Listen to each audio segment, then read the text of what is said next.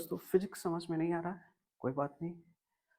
आज से आपको फिजिक्स अच्छे से समझ में आएगा। ठीक है, हम आपको एकदम बेसिक्स नॉलेज दे रहे हैं। ठीक है, और आप लोग 11th नहीं पढ़े हैं, कोई दिक्कत नहीं है। आप लोग यहाँ से कंटिन्यू पढ़ाई स्टार्ट रखिए। ठीक है, हम आपको 100% गारंटी देते हैं कि आपके अच्छे मार्क्स जरूर आएंगे। ठीक है, काफ़ी बच्चे यहाँ बहुत अच्छे नंबर्स लाए हैं और उम्मीद है कि आप भी बेहतर से बेहतर कर सकेंगे। ठीक है, तो फिजिक्स का लॉजिक, फिजिक्स का वेरी इंपॉर्टेंट टॉपिक्स को पहले हम लोग समझते हैं। ये कंटिन्यू क्लास अब रहेगा। ठीक है, तो आप लोग इसको अच्छे से ध्यान दीजिए। तो हम सबसे पहले समझते हैं कि आवेश, जिसे इंग्लिश में कहा जाता है चार्ज। आवेश को इंग्लिश में क्या कहते हैं? तो चार्ज कहते हैं। यहाँ हम लिखे हुए हैं, आवेश को क्या कहते हैं? चार्ज कहते हैं। ठीक है, चार्ज को कितने भागों में बांटा गया? तो चार्ज को मुख्यतः दो भागों में बांटा गया है। पहला स्थिर, स्थिर चार्ज को हम लोग बोलते हैं रेस्ट। इंग्लिश में क्या बोलते हैं? रेस्ट बोलते हैं, स्थिर। ठीक है, दूसरा है गतिमान। गतिमान का अर्थ है ये मोशन कर रहा था, चल रहा है। ठीक है, क्या कर रहा है? चल रहा है। ठीक है, अब एक एक चीज को हम अच्छे से समझते हैं। ठीक है, स्थिर अर्थात रेस्ट, नाम से ये स्पष्ट है कि ये क्या है? रुका हुआ चार्ज है। क्या है? रुका हुआ चार्ज। ठीक है, जब हम स्थिर को, स्थिर चार्ज को जब हम इसको स्टडी करेंगे, स्टडी मतलब इसका अध्ययन करेंगे, इसको पढ़ेंगे, तो हमको क्या पता चलेगा कि ये तो स्थिर विद्युत किए हैं। ये क्या है? जब इसको हम पढ़ेंगे तो हमको क्या क्या पता चला कि स्थिर विद्युत किए है ये। जैसे आप लोग एग्जाम्पल देते हैं कि आप लोगों ने पढ़ाई की। ठीक है, किताब पढ़ने के बाद आपको पता चला कि इसमें ये कहानी लिखा हुआ है। ठीक है, तो उसी तरह से जब हम स्थिर का स्टडी करेंगे, पढ़ेंगे, तो हमको ये पता चला कि स्थिर विद्युत की है। अब स्थिर विद्युत मतलब क्या हुआ? स्थिर का अर्थात काम क्या है? स्थिर काम क्या है? तो इसका एक ही काम है, विद्युत क्षेत्र उत्पन्न करना। इसका काम क्या है? विद्युत उत्पन्न करना। ठीक है, अब हम लोग समझते हैं कि मोशन। ठीक है, मोशन भी दो प्रकार के होते हैं। कितने प्रकार के होते हैं? ये भी दो प्रकार के होते हैं। इसको अच्छे से आप लोग समझिए। पहला स्थिर चाल। स्थिर चाल मतलब रुका हुआ फिर भी चल रहा है। ठीक है, तो स्थिर चाल है तो ये चल रहा है। तो देखिए, विद्युत क्षेत्र, इसका काम क्या है? विद्युत क्षेत्र तथा चुंबकीय क्षेत्र उत्पन्न करना। ये कौन सा काम करेगा? जैसे आप लोग अभी यहाँ क्या करने के लिए आए? पढ़ाई करने के लिए है। इसी तरह से इसका काम क्या है? विद्युत क्षेत्र, विद्युत चाल का काम क्या है? विद्युत क्षेत्र को उत्पन्न करना। इसका काम क्या है? विद्युत क्षेत्र को उत्पन्न करना। नेक्स्ट, ये चुंबकीय क्षेत्र भी बनाएगा। चुंबकीय का मतलब आप लोग बच्चे में खेले होंगे, चुंबक क्या करता है? किसी चीज को अपनी ओर खींचता है। ठीक है, इसी तरह से उसके बाद त्वरित गति, सॉरी त्वरित गति, किसकी बात हो रही है? त्वरित गति। अब ये त्वरित गति का काम क्या है? तो त्वरित गति का काम क्या है, इसको समझिए। तो त्वरित गति क्या करता है? तो ये विद्युत क्षेत्र, ये क्या काम करेगा? विद्युत क्षेत्र, विद्युत क्षेत्र तो ये भी उत्पन्न कर रहा था, लेकिन ये भी क्या करता है? विद्युत क्षेत्र उत्पन्न करता है तथा चुंबकीय क्षेत्र भी उत्पन्न करता है। हाँ, मिल रहा है ना? ये भी कर रहा है विद्युत और चुंबकीय, लेकिन ये तीन वो करता है, समझते हैं। पहला विद्युत क्षेत्र, दूसरा चुंबकीय क्षेत्र। अच्छा, इधर से हम समझाते हैं। विद्युत क्षेत्र तथा चुंबकीय क्षेत्र। ठीक है, तथा ये ऊर्जा को तरंगों में, ऊर्जा को क्या करते हैं? तरंगों में। ऊर्जा को किस चीज में कन्वर्ट कर देता है? तरंगों में। ठीक है, पहला बात तो ये, इसने क्या किया? विद्युत क्षेत्र उत्पन्न किया। दूसरी बात, इसने क्या किया? चुंबकीय क्षेत्र उत्पन्न किया। तीसरी बात, इन्होंने क्या किया? तरंगों को उत्पन्न किया। क्या किया? तरंगों को उत्पन्न किया। या इसे हम ये भी बोल सकते हैं कि विकिरण, विकिरण, विकिरण भी किया। या तो आप ऊर्जा को तरंग भी बोल सकते हैं या विकिरण भी बोल सकते हैं। ठीक है, इससे भी बात क्लियर है।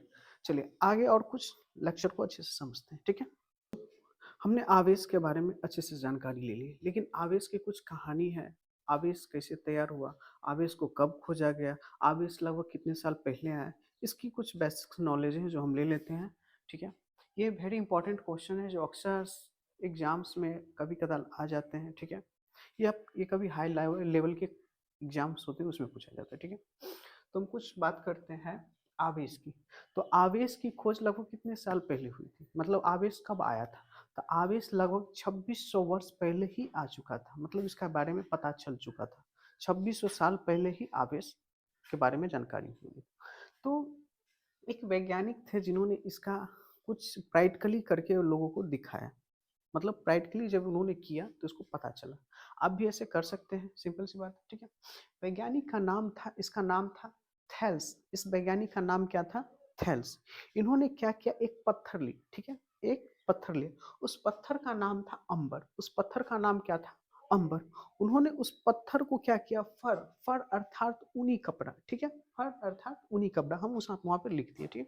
जब उसको उससे रगड़ा गया, ठीक है, जब उसके धागा कणों को रगड़ा गया तो उसमें क्या हुआ, जब घर्षण हुआ तो उसमें क्या पैदा हुआ, आवेश पैदा हुआ। किस पत्थर में? अंबर पत्थर और फर्म अर्थात ऊनी कपड़ा में, ठीक है।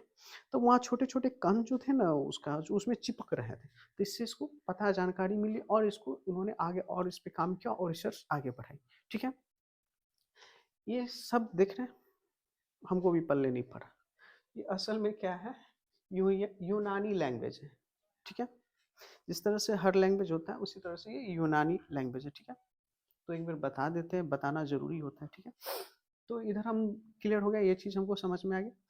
अब इसकी बात हो रही है 1600 ईस्वी, 1600 ईस्वी गिलबर्ट, गिलवर्ट ने, इन्होंने क्या किया, इसका नाम क्या रखा, ठीक है, इसका नाम दिया इलेक्ट्रैटिक्स।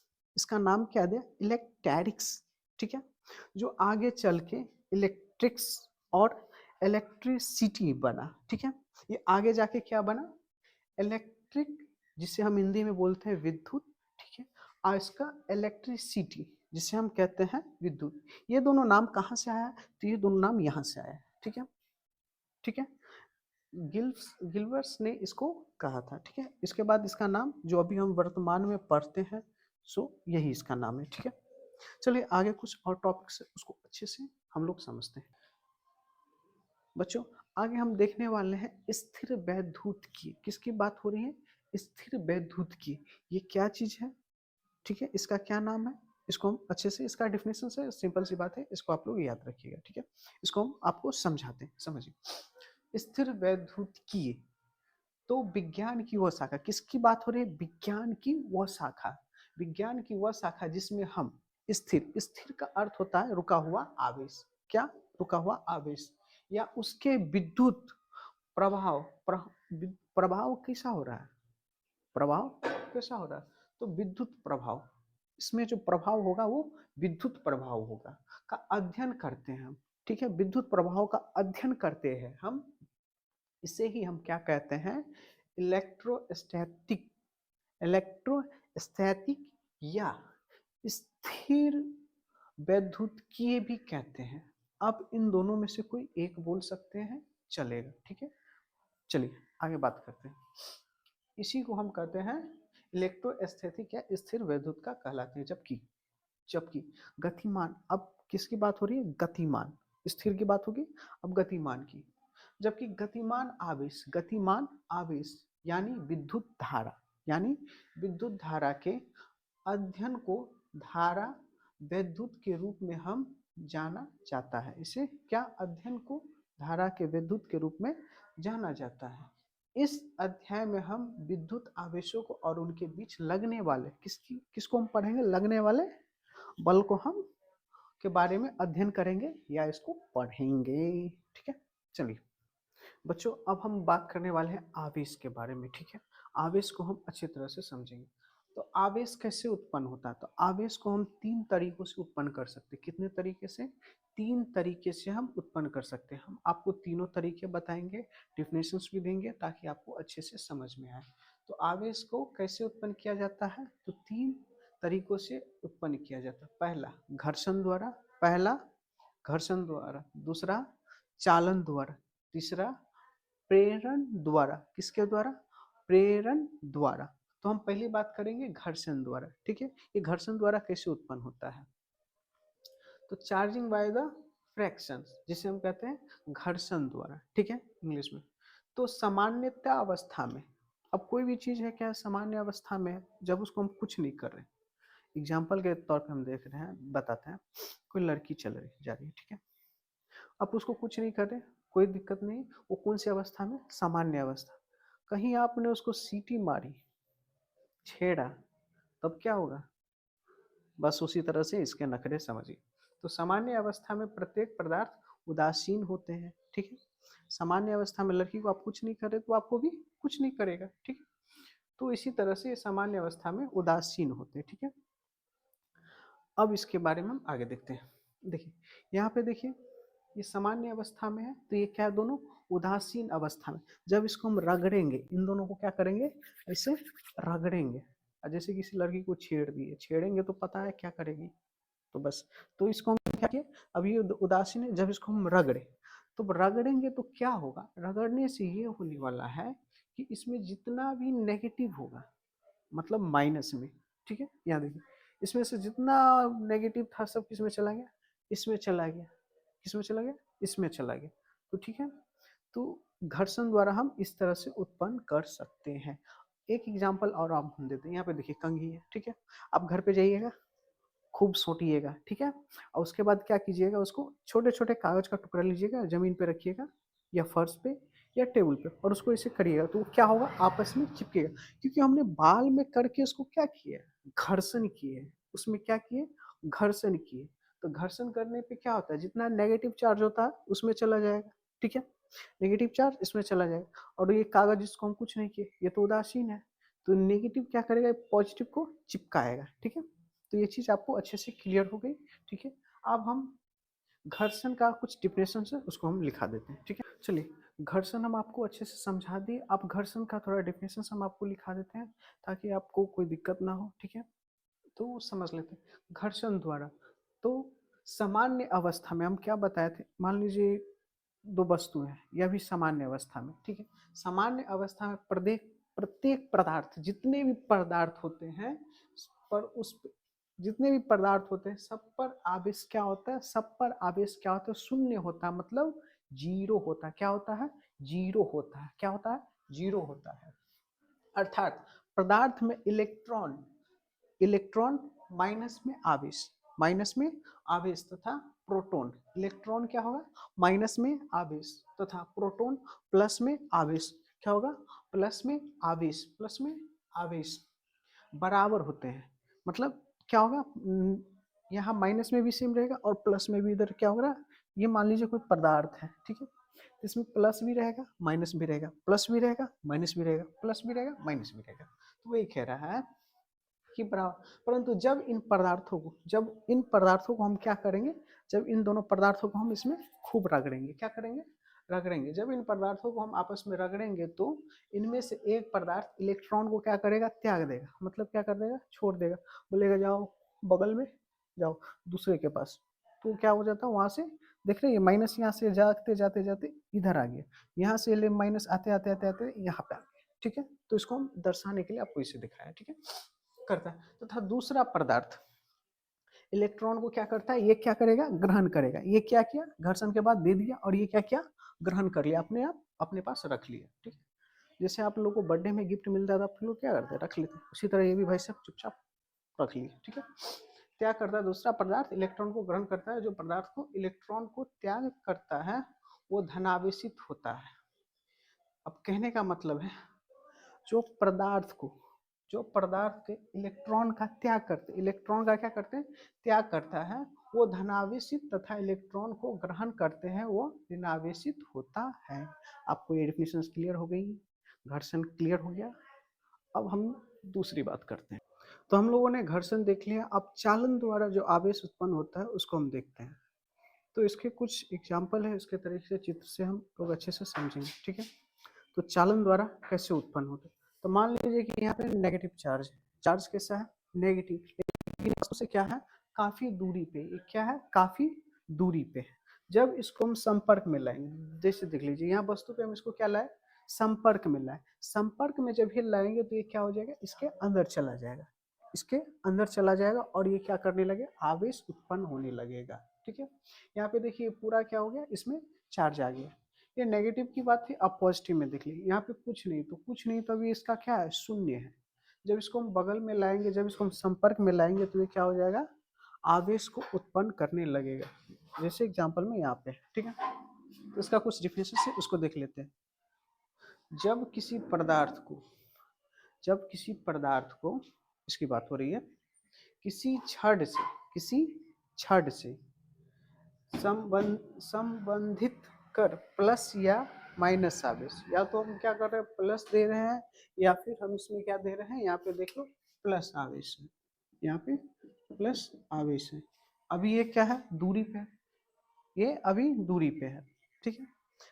तो ये आवेश पृष्ठ पर संचित हो जाता है, इस पे क्या आ गया आवेश टोटल इस पे आ जाता है, यह घटना चालन कहलाता है। इसी को हम क्या कहते हैं, इसी को हम लोग चालन कहते हैं। तो पहला हम बता दिए कैसे उत्पन्न होता है, दूसरा हम बता दिए तो इससे आवेश इस तरीके से उत्पन्न होता है। इसको आप अच्छे से और 3D वीडियो में देख सकते हैं, बहुत सारे ऐसे वीडियो होते हैं, देख सकते हैं। अब हम तीसरे बात करेंगे, ठीक है। चलिए प्रेरण आवेश हम समझते हैं, तो प्रेरण द्वारा कैसे होता है आवेश, हम दोनों आपको समझा दिए। अब ये तीसरा है, अच्छे से समझिए, ठीक है।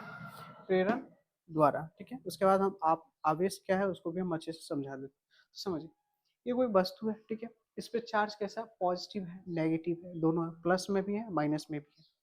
अब इसका कंडीशंस एक है कि एक वस्तु है, ठीक है, हमारे पास छड़ में क्या है चार्ज प्लस में। अगर हम किसी वस्तु के पास इसको लेके जाएंगे, सॉरी, किसी वस्तु को हम इस साइड लेके आएंगे, तो इधर जैसे इसे इस तरह से है, तो इसमें से क्या होगा, जितना नेगेटिव होगा इस साइड चला आएगा पॉजिटिव के करीब, और ये जितना प्लस है एक साइड आ जाए, ठीक है। कंडीशन इसका यही है, यही होता है प्रेरण द्वारा, इसमें कुछ नहीं होता। इसके पास मान लीजिए चार्ज है, प्लस में भी है माइनस भी है, अगर हम कोई छड़ प्लस वाला चार्ज ले आए तो ये माइनस इस साइड हो जाएगा। अगर यहाँ हम प्लस की जगह माइनस वाला लाए होते तो प्लस इस साइड आ जाता, माइनस इस साइड आ जाता। बस कॉन्सेप्ट यही है इसका। अब एक कंडीशन और है, तो इसको समझते हैं। अगर मान लीजिए कि हमने यहाँ से इसको पॉजिटिव चार्ज दी, ठीक है, इसमें हम क्या दिए पॉजिटिव चार्ज दिए, तो ये नेगेटिव उस साइड आ गया, नेगेटिव इस साइड आ गया, और ये प्लस इस साइड। अगर इसी को हम एक तार द्वारा क्या करें अर्थ में पृथ्वी में जोड़ दें, जिसे हम अर्थिंग कहते हैं, तो अर्थ में पृथ्वी में कौन सा चार्ज होता है नेगेटिव होता है। तो ये नेगेटिव चार्ज क्या कर देगा, इस पूरे जगह में क्या भर जाएगा, पूरा नेगेटिव ही नेगेटिव हो जाएगा, सब पूरा नेगेटिव ही नेगेटिव हो जाएगा, जितना प्लस था सब खत्म सत्यानाश। तो ये अर्थ में जोड़ने पर होता है, ठीक है। अब आपको आवेश समझा देते हैं, ठीक है। चलिए आवेश को समझते हैं, आवेश करता क्या है, ठीक है। तो आवेश क्या करते हैं, छोटे छोटे चीज जैसे किसी चीज में हम उसको रगड़े तो क्या वो आवेश पैदा हो, तो आवेश क्या होंगे उसमें चिपकना शुरू होंगे, ठीक है, तो उसी को हम आवेश कहते हैं, ठीक है, अपनी ओर प्रतिकर्षित करना, ठीक है। तो आवेश को इंग्लिश में बोलते हैं चार्ज। तो आवेश किसी पदार्थ का वह गुण है, क्या है, वह गुण है जो अपने चारों ओर एक विद्युतमय प्रभाव उत्पन्न करता है। उसके नज़दीक जैसे जाएंगे वो क्या होगा चिपकने लगे, इससे इसको रगड़े, और उसके यहाँ पे कागज का छोटे छोटे छोटे टुकड़े, इसको बगल में जैसे लाएंगे तो वो क्या होने लगे चिपकने लगेगा। तो वही कह रहा है कि प्रभाव को उत्पन्न करता है वो आवेश, वो क्या होता है आवेश। आवेश एक क्या होता है, आवेश हमेशा सदिश राशि है, ऑब्जेक्टिव में क्वेश्चंस आते हैं, ठीक है, पूछेगा आवेश कैसी राशि है, तो आवेश हमेशा सदिश राशि होती है, ठीक है। चलिए अच्छा क्लास समाप्त करते हैं, ठीक है। आप लोग यूट्यूब पर आइए, लाइक और सब्सक्राइब बढ़ाइए, ठीक है। जय